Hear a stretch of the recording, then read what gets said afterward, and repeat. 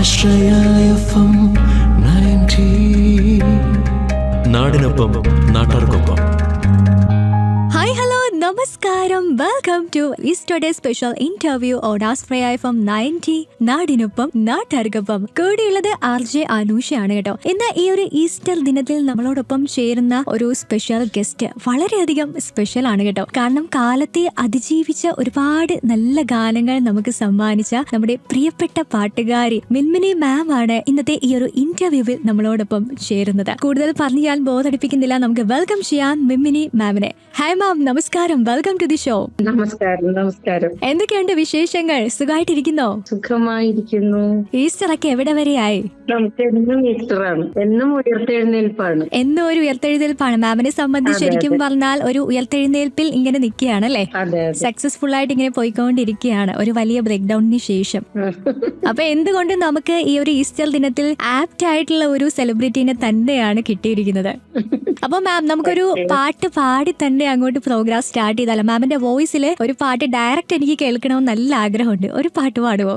ഏത് പാട്ട് പാടണം? മാമിന് ഇഷ്ടമുള്ള പാട്ട് പാടിക്കോ.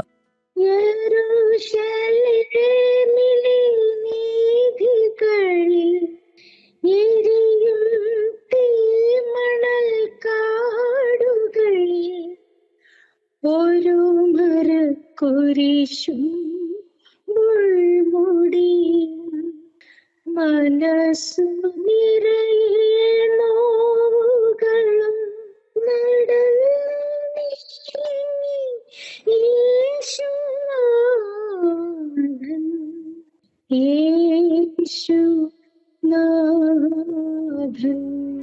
യേശുനാഥൻ കുരിശും എടുത്തുകൊണ്ട് പോകുന്ന പാട്ടാണ്. അതെ, യേശുനാഥൻ കുരിശും എടുത്തുകൊണ്ട് പോകുന്ന ഒരു മനോഹരമായ പാട്ട് പാടി തന്നെ നമ്മളിതാ ഇന്നത്തെ ഈ ഒരു പ്രോഗ്രാം സ്റ്റാർട്ട് ചെയ്തിരിക്കുകയാണ്. ഈ പാട്ട് ഒരു 35 വർഷങ്ങൾക്ക് മുൻപ് ഞാൻ ഒരു കാസറ്റിന് വേണ്ടി, കാസറ്റിന്റെ പേരൊന്നും എനിക്ക് ഓർമ്മയില്ല, കാസറ്റ് റെക്കോർഡിങ്ങിൽ പാടിയ പാട്ടാണത്. എനിക്ക് ഒത്തിരി ഇഷ്ടമുള്ള ഒരു പാട്ടായതുകൊണ്ട് ഇന്നും അത് ഓർത്തിരിക്കുന്നു എന്നുള്ളതാണ്. അതെ അതെ അതെ. അപ്പൊ ഇതുപോലെ ഈസ്റ്ററും ക്രിസ്മസും ഒക്കെ വരുന്ന ദിനത്തിൽ ഒരു സ്പെഷ്യൽ ഡേയിൽ പെട്ടെന്ന് മനസ്സിലേക്ക് വരുന്ന പാട്ട് ഇതായിരിക്കും അല്ലേ? തീർച്ചയായിട്ടും. അത് പീഡാനുഭവ ഓർമ്മകളിലൂടെ പോകുമ്പോ ഈ പാട്ട് എപ്പോഴും എന്റെ മനസ്സിൽ വരാറുണ്ട്. എനിക്ക് മാമിന്റെ പാട്ട് ഇപ്പോ കേട്ടപ്പോ ഓർമ്മ വന്നത് ഒരുപാട് പാട്ടുകൾ മനസ്സിലേക്ക് ഇങ്ങനെ ഓടിയെത്തുന്നുണ്ട്. ചിന്ന ചിന്ന ആസൈ, പാതിരാവായൽ നേരം, ഇന്ദിരയോ അവൾ സുന്ദരി, അങ്ങനെ ഒരുപാട് പാട്ടുകൾ. അപ്പൊ എനിക്ക് ചോദിക്കാനുള്ളത്, മാമിന്റെ ഒരു ഇന്റർവ്യൂവിൽ കണ്ടിരുന്നു, അതായത് ക്ലാസിക്കൽ പഠിക്കാതെ തന്നെ സിനിമയിലേക്ക് വന്ന ഒരു വ്യക്തിയാണ് എന്ന്. എങ്ങനെയായിരുന്നു അങ്ങനെ ക്ലാസിക്കൽ പഠിക്കാതെ? ശരിക്കും പറഞ്ഞാൽ ക്ലാസിക്കൽ പഠിക്കാതെ പാട്ട് പാടുക എന്ന് വെച്ചാൽ നമ്മളെ സംബന്ധിച്ച് ഇപ്പോ പൊതുവേ ഒന്ന് ചിന്തിക്കുകയാണെങ്കിൽ കുറച്ച് ടഫായിട്ടൊക്കെ തോന്നും. പക്ഷെ എങ്ങനെയാണ് ടഫായിട്ടുള്ള സോങ് പോലും മാമിന് പാടാൻ സാധിച്ചത്? അതൊരു നീണ്ട കഥയാണ്. ഓക്കെ, പറയുമ്പോ ചിലപ്പോ ബോറടിക്കും. ഒരിക്കലും ബോറടിക്കത്തില്ല. ഞങ്ങള് കേൾക്കാനായിട്ട് ആകാംക്ഷയോടെ കാത്തിരിക്കുകയാണ് മാമിന്റെ സ്റ്റോറീസും ഒക്കെ. അതായത് ഞാൻ, എന്റെ അപ്പച്ചനും അമ്മച്ചിയും നന്നായി പാടാൻ കഴിവുള്ളവരാണ്. അപ്പച്ചൻ ഒരു ഡ്രാമ ആർട്ടിസ്റ്റ് കൂടിയായിരുന്നു. പാടാനും എഴുതാനും ഡ്രാമ ഡയറക്ട് ചെയ്യാനും ഒക്കെ ടാലന്റഡ് ആയിട്ടുള്ള ഒരാളായിരുന്നു. അമ്മച്ചി നന്നായി പാടും. അമ്മച്ചിയുടെ ഫാമിലിയിൽ എല്ലാവരും പാടും. പക്ഷെ അമ്മച്ചി അങ്ങനെ പുറത്തുപോയി പാടിയിട്ടുള്ള ആളൊന്നുമല്ല. അങ്ങനെ ഞങ്ങള് കുഞ്ഞുനാളില് മുതൽ ഞങ്ങളുടെ നാട്ടില്, ഞങ്ങള് കൊച്ചു ഗ്രാമം കീഴ്മാട്, അവിടെ സംഗീതം പഠിച്ചിട്ടുള്ള, ആധികാരികമായി പഠിച്ചിട്ടുള്ള ആരും തന്നെ ഉണ്ടായിരുന്നില്ല. അപ്പൊ അതുകൊണ്ട് തന്നെ ചെറുതിലേ തുടങ്ങി നമുക്കത് പഠിക്കാൻ പറ്റിയില്ല.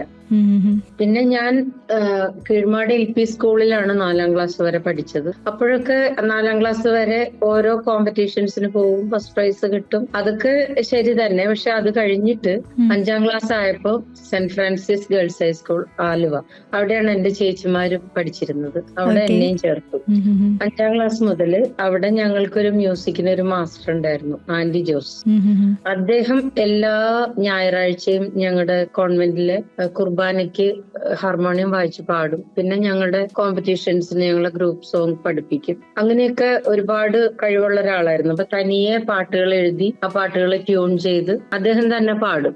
അപ്പൊ ഞങ്ങള് ആ സ്കൂളിലായത്, എന്റെ ചേച്ചിമാരും അദ്ദേഹത്തിന്റെ കൂടെ കൊയറൊക്കെ പാടുമായിരുന്നു. അപ്പൊ നാച്ചുറലി ഞാനും ആ കൊയറിൽ ഒരു അംഗമായി. പിന്നെ ഹാർമോണിയം വെച്ച് ശ്രുതി വെച്ച് പാടാൻ അങ്ങനെയാണ് അവിടെ നിന്നാണ് പഠിച്ചത്. Okay okay okay. അപ്പം ആ ഒരു ട്രെയിനിങ് നല്ലൊരു ട്രെയിനിങ് ആയിരുന്നു. കാരണം എവ്രി സൺഡേ ഞങ്ങൾക്ക് പുതിയ പാട്ടുകൾ പഠിക്കാനും അത് കറക്റ്റ് ചെയ്ത് പാടാനും ഹാർമോണിയത്തിന്റെ ശ്രുതിയോടൊപ്പം പാടാൻ ഉള്ള ഒരു അവസരം എനിക്കും എന്റെ ചേച്ചിമാർക്കും കിട്ടിയത് അവിടെ നിന്നാണ്. അതൊരു വലിയ പ്രാക്ടീസ് തന്നെയായിരുന്നു. കാരണം പാടുന്ന പാട്ടുകൾ ശരിക്കും നമുക്ക് ഇപ്പോൾ നമ്മൾ കേൾക്കുന്ന നല്ല ഭക്തിഗാനങ്ങളെ അതുപോലെ അതുപോലത്തെ റിച്ച്നെസ് ഉള്ള പാട്ടുകളാണ് അദ്ദേഹം ഉണ്ടാക്കിയിരുന്നത്. തന്നെ എഴുതി ട്യൂൺ ചെയ്ത് ഞങ്ങളെ പഠിപ്പിക്കും, ഞങ്ങളത് കുർബാനയ്ക്ക് പാടും. അങ്ങനെയായിരുന്നു. അപ്പൊ അത് അവിടെ നിന്നൊരു ട്രെയിനിങ് അങ്ങനെ നമുക്ക് കിട്ടിയിട്ടുണ്ട്. അങ്ങനെ യൂത്ത് ഫെസ്റ്റിവലിനൊക്കെ പോകുമ്പോ ചേച്ചിമാർക്ക് പ്രൈസ് കിട്ടും. അവരുടെ കൂടെ ഞാൻ അപ്പൊ പോയിരുന്നില്ല. ഒരു ഹൈസ്കൂളായപ്പോ അവരാണ് പോയിരുന്നത്. അപ്പം വലിയ ചേച്ചി ഗ്രേസി പാപ്പച്ചൻ, ഗ്രേസി ചേച്ചി സ്റ്റേറ്റ് ലെവൽ കോമ്പറ്റീഷന് 3rd പ്രൈസ് കിട്ടിയിട്ടുണ്ട്. രണ്ടാമത്തെ ചേച്ചി കുറച്ച് പഠിക്കാനായിരുന്നു കൂടുതൽ താല്പര്യം. ആള് സ്പോർട്സും അങ്ങനെയൊക്കെ ആയിരുന്നു കൂടുതൽ ഇഷ്ടം. മൂന്നാമത്തെ സിസ്റ്റർ ജാൻസി ചേച്ചി നമ്മുടെ യൂത്ത് ഫെസ്റ്റിവലിന് സംസ്ഥാന സ്കൂൾ യുവജനോത്സവത്തില് ലളിതഗാനത്തിന് 2ാം സ്ഥാനം കിട്ടിയ ആളാണ് ജാൻസി. അതിനുശേഷമാണ് ഞാൻ സ്റ്റേറ്റ് ലെവലിലേക്ക് പോകുന്നത്. ശരിക്കും പറഞ്ഞാല് സകലകലാ വല്ലഭരായിട്ടുള്ള ആളുകൾ അടങ്ങിയിട്ടുള്ള ഒരു കുടുംബം എന്ന് വേണമെങ്കിൽ പറയാല്ലേ. സകല കലാവല്ലഭരല്ല സത്യത്തില്, സകല കലകളും ആസ്വദിക്കുന്നവരാണ്. അതോടൊപ്പം പാടാനും ഉള്ള കഴിവുണ്ട് എന്ന് മാത്രം. Okay okay. അത്രേ ഉള്ളൂ. ഓക്കെ. അങ്ങനെ സ്റ്റേറ്റ് ലെവൽ കോമ്പറ്റീഷന് എനിക്ക് ഫസ്റ്റ് പ്രൈസ് കിട്ടി കഴിഞ്ഞപ്പോഴാണ് കൂടുതൽ അവസരങ്ങൾ എന്നെ തേടി വരാൻ തുടങ്ങിയത്. പലരും പത്രത്തിലൊക്കെ, ഇന്നത്തെ പോലെ അന്ന് മീഡിയാസ് ഒന്നും ഇല്ലല്ലോ. ആദ്യമുള്ളത് ന്യൂസ് പേപ്പറാണ്. ന്യൂസ് പേപ്പർ അല്ലെങ്കിൽ റേഡിയോ, അത്രേ ഉള്ളൂ നമുക്ക് വിവരങ്ങൾ അറിയാനുള്ള ഒരു മാർഗം. അങ്ങനെ എന്നെ കേട്ടറിഞ്ഞ് പലരും എന്നെ പാടാൻ വിളിക്കാൻ തുടങ്ങി. അങ്ങനെ എറണാകുളം CAC ഓർക്കസ്ട്രയിൽ ഞാൻ എത്തി. അവിടുത്തെ അച്ഛനും ജോബാൻ ജോർജ് മാസ്റ്റർ, അവർ 2 മ്യൂസിക് ഡയറക്ടേഴ്സ് ഉണ്ട്. അതില് ജോർജ് മാഷും ഫാദർ മൈക്കിൾ പനക്കിലും കൂടി എന്റെ സ്കൂളിൽ വന്ന് CAC ഓർക്കസ്ട്രയിലേക്ക് എന്നെ ക്ഷണിക്കുകയാണ് ഉണ്ടായത്. അങ്ങനെ എക്സാം കഴിഞ്ഞിട്ട് അപ്പച്ചൻ എന്നെ CAC കൊണ്ടുപോയി. വോയിസ് ടെസ്റ്റ് കഴിഞ്ഞു. എനിക്ക് അവിടെ പാടാൻ അവസരം കിട്ടി. ഓക്കെ. അപ്പൊ അന്ന് ആദ്യം പാടിയ പാട്ട് ഏതാന്ന് ഓർക്കുന്നുണ്ടോ? ഓർക്കസ്ട്രയുടെ കൂടെ പോയിട്ട് ആദ്യം അവർ പാടിപ്പിച്ച പാട്ട്? ഓർക്കസ്ട്രയുടെ കൂടെ ഞാൻ അവാർഡ് കിട്ടിയ പാട്ട് പാടി, വലംപിരി ശങ്കിൽ. വലംപിരി ശങ്കിൽ, യെസ്. ആ ഒരു പാട്ടിന് മാമിന്റെ ലൈഫിൽ തന്നെ ഒരു വലിയ സ്ഥാനം ഉണ്ടല്ലേ? തീർച്ചയായിട്ടും. വലംപിരി ശങ്കിൽ കഴിഞ്ഞിട്ട് പിന്നെ ഗാനമേളയ്ക്ക് നമ്മൾ അങ്ങനെ ലൈറ്റ് മ്യൂസിക്സ് അല്ലല്ലോ പാടാറ്, സിനിമാ പാട്ടുകൾ പാടണമല്ലോ. അപ്പൊ അവർക്ക് വേണ്ടി സിനിമ പാട്ട് ഞാൻ പാടിയത് ഓമന തിങ്കൾക്കിടാവോ. ഓമന തിങ്കൾക്കിടാവോ പാടി പാടി ഞാൻ നിന്നെ ഉറക്കാ. ആ പാട്ടാണ് അവിടെ ഇന്റർവ്യൂവിന് പാടിയത്. അങ്ങനെ അവിടെ ഇന്റർവ്യൂ സെലക്ഷൻ കിട്ടി. അവിടെ പിറ്റേ ദിവസം തുടങ്ങി ഞാൻ അവിടുത്തെ ഗാനമേളയിലെ ഒരു ആർട്ടിസ്റ്റായിട്ട് മാറി. അപ്പൊ അവിടെ ഉണ്ടായിരുന്ന ഒരു എന്താ പറയാ, എനിക്ക് കിട്ടിയ ഒരു ഭാഗ്യം എന്ന് പറയുന്നത്, ആ ഓർക്കസ്ട്രയ്ക്ക് തന്നെ അവർക്കൊരു റെക്കോർഡിംഗ് സ്റ്റുഡിയോ ഉണ്ട്. അന്ന് അവിടെ പല കാസറ്റ്സ് റെക്കോർഡിങ്സും നടക്കുന്ന സമയം ആയതുകൊണ്ട് എനിക്കും റെക്കോർഡിങ്സിൽ പങ്കെടുക്കാനും എന്നെ ഉൾപ്പെടുത്താൻ അവർ ശ്രദ്ധിച്ചിരുന്നു ഓർക്കസ്ട്രയിലുള്ളവര്. അങ്ങനെ അവിടുത്തെ ഒരു മെയിൻ കീബോർഡിസ്റ്റ് ആയിരുന്ന ലിപ്സൺ ചേട്ടൻ, അദ്ദേഹം മരിച്ചിട്ട് ഇപ്പൊ 2 വർഷം കഴിഞ്ഞു. ലിപ്സൺ ചേട്ടനാണ് ആദ്യമായിട്ട് തന്നെ ഒരു കാസറ്റിൽ പാടാനുള്ള അവസരം തരുന്നത്. പിന്നെ അവിടുന്ന് അങ്ങോട്ട് എല്ലാ ദിവസവും എനിക്ക് റെക്കോർഡിങ്സ് ആണ്. എല്ലാ ദിവസവും. അത് പറഞ്ഞാൽ വിശ്വസിക്കില്ല. കാരണം 13 പാട്ട് വരെ ഒരു ദിവസം പാടിയിട്ടുണ്ട്. ഇതെല്ലാം എന്റെ ബുക്കുകളിലുള്ള റെക്കോർഡ്സ് നോക്കി അറിയാം. ഓരോ ബുക്സിൽ ഡേറ്റ് ഇട്ടാണല്ലോ നമ്മളെല്ലാം പാട്ടുകളെല്ലാം എഴുതുന്നത്. ഡേറ്റും ടൈമും സ്റ്റുഡിയോയും എല്ലാം എഴുതിയ റെക്കോർഡ്സ് ഇപ്പോഴും നമ്മുടെ കയ്യിലുണ്ട്. അപ്പൊ അത് വെച്ചിട്ടാണ് ഞാൻ പറഞ്ഞത് ഒരു ദിവസം 13 പാട്ട് വരെ അങ്ങനെ പാടിയിട്ടുള്ള ദിവസങ്ങൾ. എല്ലാ ദിവസവും ഒന്നും അല്ല, പല ദിവസങ്ങളും അങ്ങനെ ഉണ്ടായിട്ടുണ്ടെന്ന് മാത്രം. അപ്പൊ മാം, നമ്മൾ ഈ റെക്കോർഡിങ്ങിന്റെ ടൈമിൽ ഇപ്പം നിൽക്കുകയാണെങ്കിലും ഒരു പാട്ട് തന്നെ നമ്മൾ റീടേക്ക് എടുക്കുമല്ലോ, കാരണം ശരിയായി വരാനായിട്ട്. അങ്ങനെ ഒരു പാട്ട് തന്നെ പല പ്രാവശ്യം പാടേണ്ട ഒരു അവസ്ഥ വന്നിട്ടുണ്ട്. അത് എങ്ങനെയാന്ന് വെച്ചാല്, അന്നൊക്കെ മാക്സിമം മുസ്ലിം സോങ്സ് ഒക്കെ ആണെങ്കിൽ 10 പാട്ടുകൾ വരെ എടുത്തിട്ടുള്ള ദിവസങ്ങളുണ്ട്. കാരണം കോഴിക്കോട് നിന്ന് വരുന്ന ഓർക്കസ്ട്ര ആണെങ്കിൽ അവർ ഓർക്കസ്ട്രയൊക്കെ റിഹേഴ്സൽ ചെയ്തിട്ടായിരിക്കും വരിക. ഓക്കെ. അപ്പൊ അങ്ങനെ അവരത്രയും പ്രാക്ടീസ്ഡ് ആയതുകൊണ്ട് ഒരു ദിവസം അവര് വന്ന് താമസിച്ച് ഹോട്ടലിൽ താമസിച്ച് ആ ചെലവുകളും സ്റ്റുഡിയോയുടെ ചെലവ് എല്ലാം അവർക്കൊരു ഭീമമായ തുക ചെലവാകുമല്ലോ. അപ്പൊ അതുകൊണ്ട് അവര് കോഴിക്കോടുള്ളവരും വടകര അങ്ങനെയുള്ള സൈഡിൽ നിന്ന് വരുന്ന ആൾക്കാര് അവരവിടെ തന്നെ നാട്ടിൽ തന്നെ വെച്ച് റിഹേഴ്സൽ കുറെ ചെയ്തിട്ടാണ് ഇവിടെ വരിക, സ്റ്റുഡിയോയിൽ വരിക. അപ്പൊ അങ്ങനെ ആകുമ്പോ അവര് ഒരുവിധം പ്രാക്ടീസ്ഡ് ആയിരിക്കും. പാട്ട് ഞാൻ പഠിച്ച് കൂടെ പാടിയാൽ മതി. അപ്പൊ അതുകൊണ്ട് 10 പാട്ടൊക്കെ ഈസി ആയിട്ട് എടുത്തു പോകും. അപ്പൊ ഈ ഒരു ദിവസം തന്നെ ഇത്രയധികം പാട്ടുകൾ പാടി വരുമ്പോഴത്തേക്കും കുഴഞ്ഞിട്ടുണ്ട് എപ്പോഴെങ്കിലും? ഇല്ല, അത്രത്തോളം ഇഷ്ടമാണല്ലേ സംഗീതം എന്ന് പറയുന്നത്? എന്ന് പറഞ്ഞാല് വിശപ്പും ദാഹം പോലും നമ്മൾ മറന്നു പോകും സംഗീതത്തിന്റെ ഉള്ളിൽ. അങ്ങനെ ഒരു എന്താ പറയാ, അങ്ങനെ ഒരു കൂട്ടുകെട്ടാണ് റെക്കോർഡിംഗ് സ്റ്റുഡിയോയുടെ ഉള്ളില്. പിന്നെ അന്ന് തുടങ്ങി എനിക്ക് ഞാൻ പാടിയിട്ടുള്ളതെല്ലാം നമ്മുടെ മലയാള മണ്ണിന്റെ ലെജൻസിന്റെ കൂടെയാണ്. കാരണം രാഘവ മാഷ്, അർജുന മാഷ്, Perumbavoor G sir, Chidambaranath sir, Vidyadharan മാഷ്, ജെറി അമൽദേവ് സാറ്, വേണുചേട്ടൻ, ഇമ്മാനുവൽ, ഇങ്ങനെ ഒരുപാട് മ്യൂസീഷ്യൻസ്. അത് ഇവരൊക്കെ ഇത്രയും വലിയ ആൾക്കാരാണെന്ന് അറിയാതെയാണ് ഞാൻ അവരോടൊപ്പം ആയിരുന്നത്. ആ ഓരോ വർക്കുകളും അവരുടെ മുഖത്ത് നിന്നും പാട്ടുകൾ പഠിച്ച് കറക്റ്റ് ചെയ്ത് റെക്കോർഡിംഗ് എന്ന് പറഞ്ഞാൽ ശരിക്കും ഒരു പെർഫെക്ഷൻ നോക്കി ചെയ്യുന്ന ഒരു കാര്യമാണ്. വെറുതെ നമ്മൾ ഗാനമേള പാടുന്നതിലും ബുദ്ധിമുട്ടാണ് റെക്കോർഡിംഗ്. എന്നുവെച്ചാൽ അത്രയും അത് വർഷങ്ങൾ കഴിഞ്ഞാലും ആ പാട്ട് കേൾക്കുമ്പോൾ നമ്മൾ ഇപ്പോഴും അത് ഇപ്പൊ കേൾക്കുമ്പോഴും നമുക്ക് ആ ഫ്രഷ്നെസ്സും ആ ഒരു ആത്മാർത്ഥതയും ആ പാട്ടിനോട് തോന്നുന്നുണ്ടെങ്കിൽ അതുപോലെ നമ്മൾ അത്രയും എഫേർട്ട് ആ പാട്ടിന് വേണ്ടി എടുത്ത് പാടിയിട്ടുള്ളത് കൊണ്ടാണ്. അപ്പൊ അതുകൊണ്ട് ഈ ക്ലാസിക്കൽ പഠിച്ചിട്ടില്ല എന്നുള്ളത് അവിടെ ഒന്നും എനിക്ക് ഒരിക്കലും ഒരു കുറവായിട്ട് എനിക്ക് അനുഭവപ്പെട്ടിട്ടില്ല. കാരണം അതുപോലത്തെ മ്യൂസിക് ഡയറക്ടേഴ്സിനോടൊപ്പമാണ് ഞാൻ വർക്ക് ചെയ്തിരുന്നത്. പ്രത്യേകിച്ച് കലവൂർ ബാലൻ സാറ്, അവരുടെയൊക്കെ പാട്ടുകൾ എന്ന് പറയാൻ ഭയങ്കര ടഫായിരിക്കും.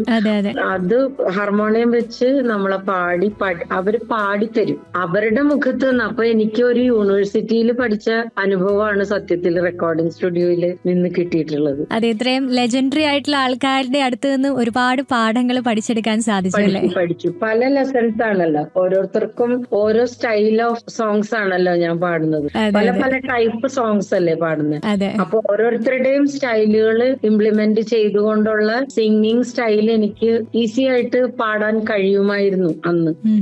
അത് തന്നെ എനിക്കൊരു വലിയ അനുഗ്രഹമായിരുന്നു. കാരണം ശാസ്ത്രീയ സംഗീതം പഠിക്കാത്ത ഒരാള് ശരിക്കും നമുക്ക് ചിന്തിച്ചു കഴിഞ്ഞാൽ ഒരു ജ്ഞാനം ഇല്ലാത്ത ഒരാൾക്ക് റെക്കോർഡിംഗ് പെട്ടെന്ന് പാടി ഫലിപ്പിക്കുക എന്ന് പറഞ്ഞാൽ അത് നിസ്സാര കാര്യമല്ല.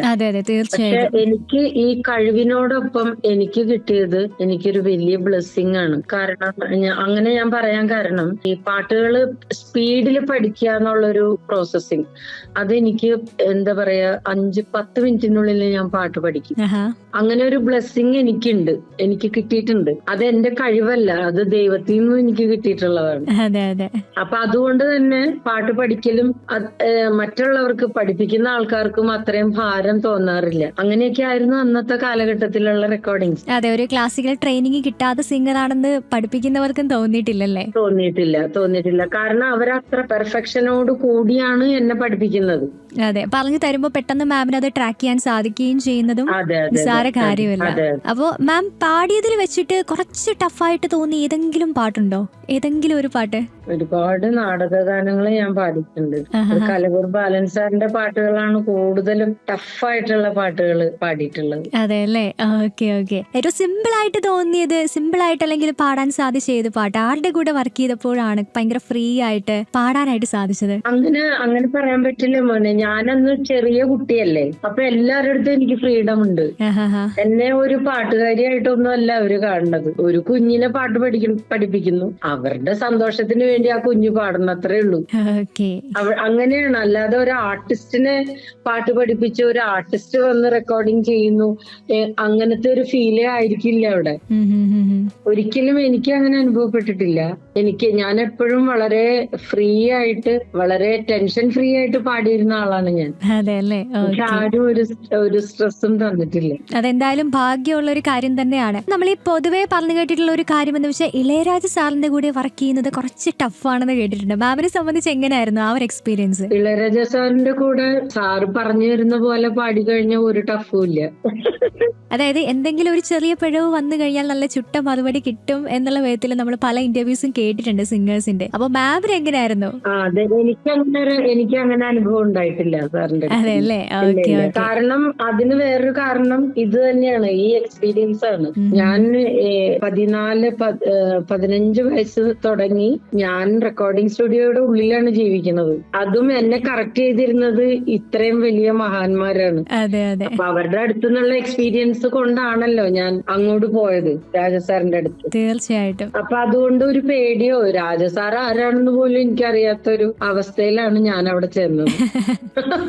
അപ്പൊ പിന്നെ പേടിയുടെ പ്രശ്നം ഇല്ലല്ലോ. അതെ അതെ. പോകുന്ന ആളുടെ പൊസിഷൻ അറിഞ്ഞു കഴിയുമ്പോഴായിരിക്കും നമുക്ക് പേടിയും കാര്യമൊക്കെ വരുന്നത്. ആരാന്ന് പോലും അറിയാണ്ട് പോയി കഴിഞ്ഞാൽ പോയി കൂളായിട്ട് പാട്ട് പാടുക, തിരിച്ചു വരിക. അതെ അതെ. നമ്മളോട് പറയുന്ന ജോലി ചെയ്യുക, അതെ, തിരിച്ചു വരിക, പാടുക, തിരിച്ചു വരിക, അത്രേ ഉള്ളൂ. മാമിന്റെ പാട്ടുകളിലെ ശരിക്കും പറഞ്ഞാൽ ഈ തമിഴ് സോങ്സിനെ പറ്റി പറയുകയാണെങ്കിൽ എപ്പോഴും നമ്മുടെ മനസ്സിലേക്ക് ഓടിയെത്തുന്ന ഒരു പാട്ട് ചിന്ന ചിന്ന ആസെ തന്നെയായിരിക്കും. ആ പാട്ടിനെ പറ്റി എന്താണ് പറയാനുള്ളത്? അല്ലെങ്കിൽ AR റഹ്മാൻ സാറിനോടൊപ്പം ഉണ്ടായിരുന്ന വർക്കിംഗ് എക്സ്പീരിയൻസും അതൊക്കെ എങ്ങനെയായിരുന്നു? ഇന്ന് നിങ്ങൾ കാണുന്ന AR റഹ്മാൻ സാർ അല്ലായിരുന്നു. അതെ, ഒരു ചെറിയ പയ്യനായിരുന്നു അത് മാമിന്. ഒരു ചെറിയ, എന്റെ ഒരു ചേട്ടനെ പോലെയുള്ള ഒരാൾ, ഒരു ചെറിയ പയ്യൻ. ഞാനും അന്ന് വളരെ ചെറുതല്ലേ. അപ്പം നമുക്ക്, അതാണ് ഞാൻ പറഞ്ഞത്, നമുക്കൊരു സ്റ്റുഡിയോയില് ചെല്ലുമ്പോ അതിൻ്റെതായ റെസ്പെക്റ്റും കാര്യങ്ങളൊക്കെ എനിക്കുണ്ട്, അവർക്കും ഉണ്ട്. പക്ഷെ എന്താ പറയാ, ആ ഒരു റിലേഷൻ എന്ന് പറയണത്, ഞാൻ എല്ലാ റെക്കോർഡിങ്ങും വളരെ എൻജോയ് ചെയ്ത് പാടുന്ന ആളാണ്. പാട്ട് പഠിപ്പിച്ചു തരുമ്പോ അതൊരു പേടിയോടുകൂടി ഒരു പാട്ടിനെയും ഞാൻ സമീപിച്ചിട്ടില്ല എന്നുള്ളതാണ് സത്യം.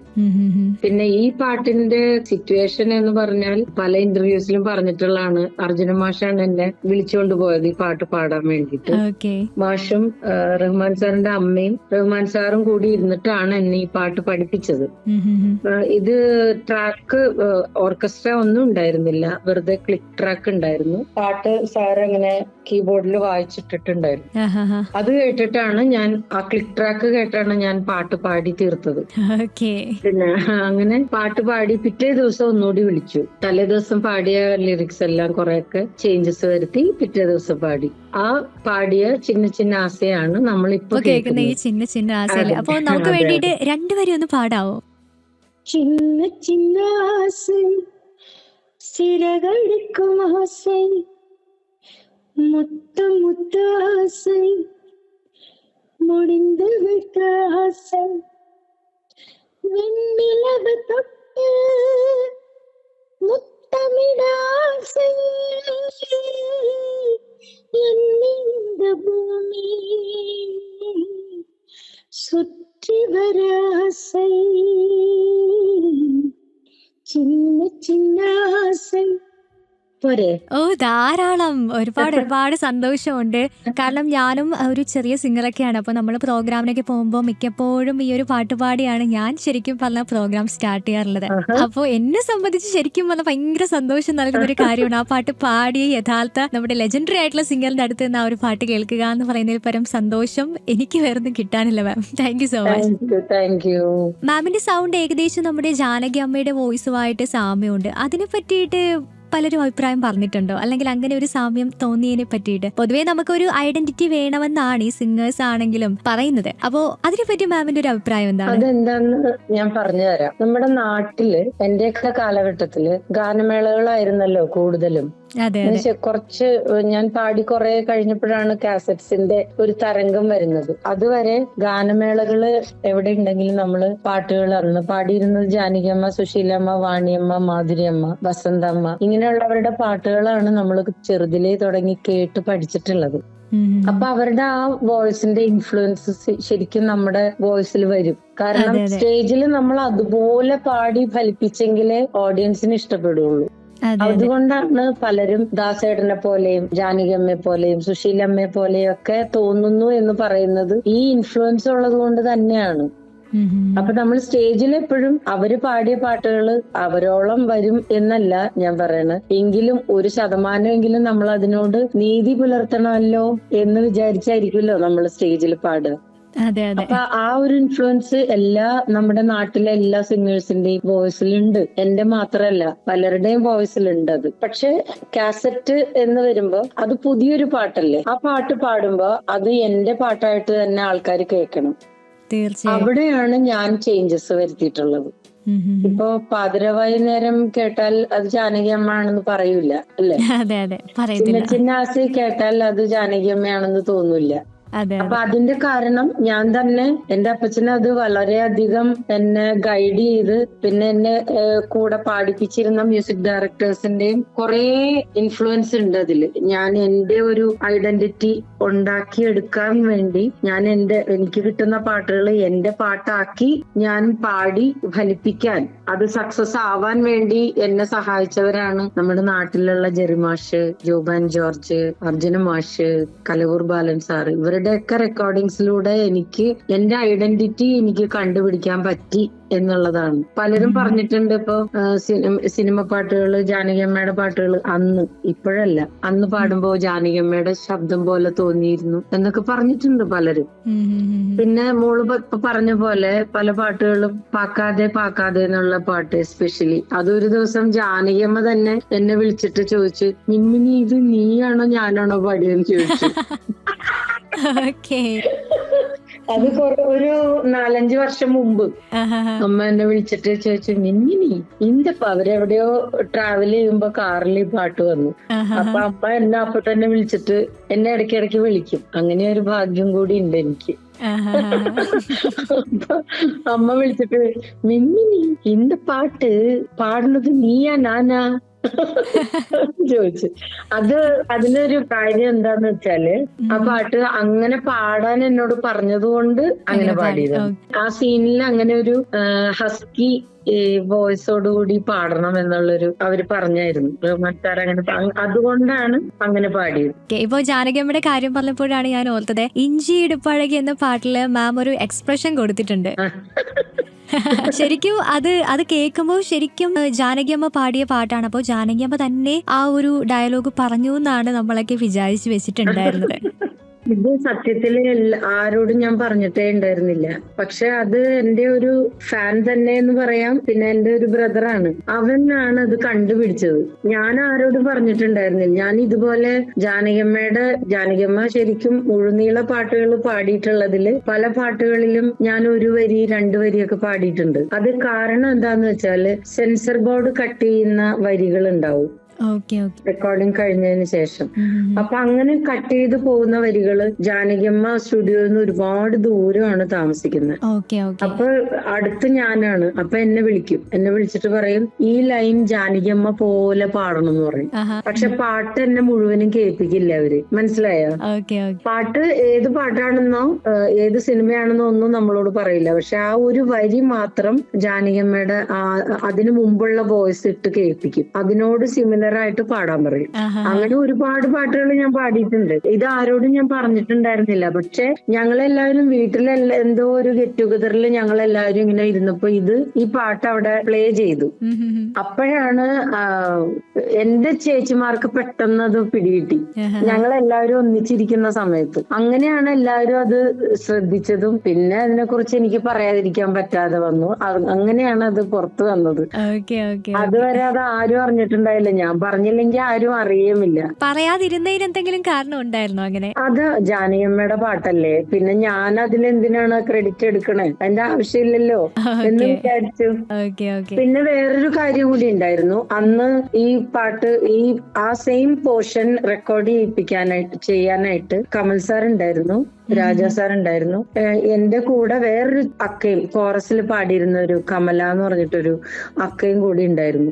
അപ്പൊ എന്നെയും ഈ പോർഷൻ പാടിപ്പിച്ചു, കമല അക്കേനെയും ഈ പോർഷൻ പാടിപ്പിച്ചു. പക്ഷെ അവര് ചൂസ് ചെയ്തത് എന്റെയാണ്. അപ്പൊ രണ്ടുപേരെയും സെയിം എക്സ്പ്രഷൻ പാടിപ്പിച്ചു. അപ്പൊ അതുകൊണ്ട് എനിക്ക് പറയാൻ പറ്റില്ലല്ലോ അത് ഞാനാണ് പാടിയെന്ന്. എനിക്ക് ഉറപ്പിച്ച് പറയാൻ പറ്റില്ലായിരുന്നു. പക്ഷെ എല്ലാരും ഇരിക്കുമ്പോ ഇത് ഞാനത് അങ്ങനെ ശ്രദ്ധിച്ചിട്ടും ഉണ്ടായിരുന്നില്ല. എല്ലാരും ഇരുന്ന് അന്ന് അങ്ങനെ ഒരു ഒക്കേഷനിൽ ഞങ്ങൾക്ക് അത് കേൾക്കേണ്ടി വന്നപ്പോ അപ്പൊ എനിക്ക് മനസ്സിലായി അത് എന്റെ വോയിസ് ആണെന്ന്. അപ്പൊ നമ്മള് പാട്ടുകളുടെ വിശേഷം ഒരുപാട് ഇങ്ങനെ സംസാരിച്ചോണ്ടിരിക്കുക. ഇനി നമുക്ക് എന്തായാലും ഈസ്റ്റർ ആണ്. ഈസ്റ്ററിലെ വിശേഷങ്ങൾ എന്തൊക്കെയാണ് മാമിന്റെ മനസ്സിൽ നിറഞ്ഞു നിൽക്കുന്ന ഒരു ഈസ്റ്റർ ഡേ? അങ്ങനെ ചോദിക്കുകയാണെങ്കിൽ മനസ്സിലേക്ക് ഇപ്പൊ ഓടിയെത്തുന്നത് ഏത് ഈസ്റ്റർ സെലിബ്രേഷൻ ആണ്? ലാസ്റ്റ് ഈസ്റ്റർ എന്റെ മക്കള് എന്റെ കൂടെ ഉണ്ടായിരുന്നു.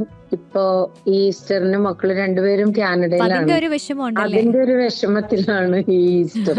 കഴിഞ്ഞ വർഷം ഞങ്ങൾ എല്ലാവരും ഉണ്ടായിരുന്നു. ഈസ്റ്ററിന് ഞങ്ങള് ചില ദിവസങ്ങളിൽ ഞാൻ കുരിശിന്റെ വഴിക്ക് പോകും, പള്ളിയിൽ പോകും. പിന്നെ ഓശാനയ്ക്ക് പള്ളിയിൽ ഞങ്ങൾ എല്ലാവരും ഒന്നിച്ചു പോകും, കുരുത്തോല വാങ്ങും. അതൊക്കെ ഒരു സന്തോഷമല്ലേ, നമ്മളെല്ലാരും കൂടി ഒന്നിച്ചു പോകും. തീർച്ചയായിട്ടും അതൊക്കെ തന്നെയുള്ളൂ നമ്മുടെ കുടുംബത്തിലുള്ള ഒരു സന്തോഷം എന്ന് പറയുന്നത്. കുടുംബത്തോടൊപ്പം ഉള്ള സന്തോഷങ്ങളാണ് അതൊക്കെ. അതൊന്നും അങ്ങനെ മിസ് ചെയ്യാറില്ല. അതെ ഇപ്രാവശ്യം അത് മിസ്സാകും. സാരമില്ല, നമുക്ക് എന്തായാലും നെക്സ്റ്റ് ഈസ്റ്ററിന് പിടിക്കാം. പിന്നെ എന്റെ ഈസ്റ്റർ എന്ന് പറയുമ്പോ നമ്മുടെ ബുധനാഴ്ച കഴിഞ്ഞ് പെസഹ വ്യാഴം എന്ന് പറയണത് ഒരു പണ്ടൊക്കെ എന്റെ ചെറുപ്പത്തിലുള്ള കാര്യമാണ്. നമ്മുടെ അയൽവക്കത്തുള്ള എല്ലാവരും നമ്മുടെ വീട്ടിൽ വരും. നമ്മുടെ ഒരു വീട് മാത്രമേ ഉള്ളൂ അവിടെ ക്രിസ്ത്യൻ വീടായിട്ട് ഞങ്ങൾ താമസിച്ചിരുന്ന സ്ഥലത്ത്. ബാക്കിയെല്ലാം ഹൈന്ദവരാണ്. ചുറ്റും ഒരു 10 വീടോളം ചുറ്റും ഉണ്ട്. അവരെല്ലാവരും ഹിന്ദുക്കളാണ്. അപ്പൊ നമ്മള് ഓണത്തിനൊക്കെ ഓടി നടന്ന എല്ലാ വീട്ടിലും സദ്യ ഉണ്ണും. ഈസ്റ്ററും ക്രിസ്തുമസും ആകുമ്പോ അവരെല്ലാവരും നമ്മുടെ വീട്ടിൽ വരും. അതെ. അപ്പം പെസഹ എന്ന് പറഞ്ഞാൽ ഭയങ്കര എന്താ പറയാ, പള്ളിയിലെ ചടങ്ങുകൾ കഴിഞ്ഞ് വീട്ടിൽ വന്നു കഴിഞ്ഞാൽ അമ്മച്ചി പിന്നെ അവിടുത്തെ ചേച്ചിമാരെല്ലാവരും കൂടി ചേർന്നിട്ട് പാല് കാച്ചലും അപ്പം ഉണ്ടാക്കലും ഒക്കെ ചെയ്തിട്ട് എല്ലാവരും ഉണ്ടാവും. അയൽവക്കത്തുള്ള എല്ലാവരും നമ്മുടെ വീട്ടിലുണ്ടാവും. അങ്ങനെ അപ്പച്ചൻ അപ്പം മുറിക്കും, എല്ലാവർക്കും കൊടുക്കും, ഞങ്ങൾ കഴിക്കും. അതൊക്കെ എനിക്ക് ഭയങ്കര ഒരു എന്താ പറയാ മെമ്മറീസ് ആണ്. അത് അത്രയും രസം ഒന്നും വലുതായതിനു ശേഷം ഉണ്ടായിട്ടില്ല. ശരിക്കും എന്റെ കുട്ടിക്കാലത്തുള്ള ആ ഒരു അത്രയും സെലിബ്രേറ്റ് ചെയ്തിട്ടില്ല ഞാൻ വലുതായതിനു ശേഷം. പിന്നെ എന്താ പറയാ, കല്യാണത്തിന് ശേഷം കല്യാണം നടക്കുമ്പോ തന്നെ എനിക്ക് ശബ്ദമില്ലാത്ത അവസ്ഥയാണ്. അപ്പൊ ശബ്ദമില്ലാത്ത ഗായികനെ കല്യാണം കഴിച്ച ആളാണ് എന്റെ ചോദിച്ചത്. പക്ഷെ ഇപ്പൊ ആ ശബ്ദം പഴയതിനേക്കാളും കൂടുതൽ മാധുര്യമേറിയ ആ ശബ്ദത്തോടെ തിരിച്ചെത്തിയിരിക്കുകയാണ് നമ്മുടെ മിൻമിനി മാം. ഓ താങ്ക് യു മാം. 2015 റിലീസായ മിലി എന്ന സിനിമയിലെ കൺമണി എന്ന പാട്ട് ശരിക്കും പറഞ്ഞാൽ മാം സത്യസന്ധമായിട്ട് പറയുകയാണെങ്കിൽ ആ പാട്ട് കേട്ടപ്പോ ഭയങ്കരമായിട്ട് ഇഷ്ടപ്പെട്ടു. പക്ഷെ മാം ആണ് പാടിയതെന്ന് അറിയത്തില്ലായിരുന്നു. കാരണം ജാനകി അമ്മയുടെ വോയിസ് ആയിട്ട് നല്ല സാമ്യമുള്ളതുകൊണ്ട് ജാനകി അമ്മ പാടിയ പാട്ടാണെന്നാണ് വിചാരിച്ചു വെച്ചിട്ടുണ്ട്. സത്യമായിട്ടും. അപ്പൊ രണ്ടുപേരും ആ പാട്ട് ഞങ്ങൾക്ക് വേണ്ടി ഒന്ന് പാടുമോ? തീർച്ചയായിട്ടും. കൺമണി കൺമണി പാട്ടുകില്ലേ, കൺമണി കൺമണി പാട്ടുകില്ലേ, കൺമുന്നിൽ കാണുന്ന ദീപാംശമല്ലേ, നോവിൽ തലോടനായി നിൻ സ്നേഹമില്ലേ, കണ്ണിൻ കണ്ണായി